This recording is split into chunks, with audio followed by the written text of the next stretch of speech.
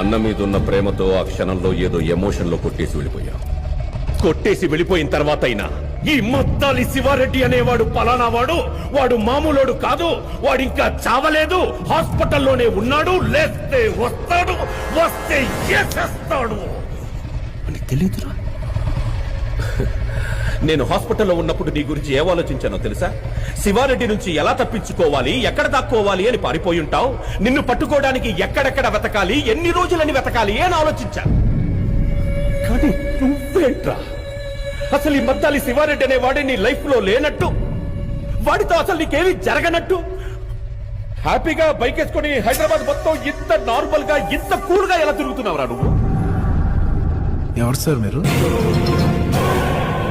Sir మీరు? నేనెవరో నీకు తెలీదు. మీరేం మాట్లాడుతున్నారు? మీరు ఎవరు అనుకుని ఎవరితోనో మాట్లాడుతున్నారు? నేనెవరో నీకు నిజంగా మీరు ఎవరు సార్?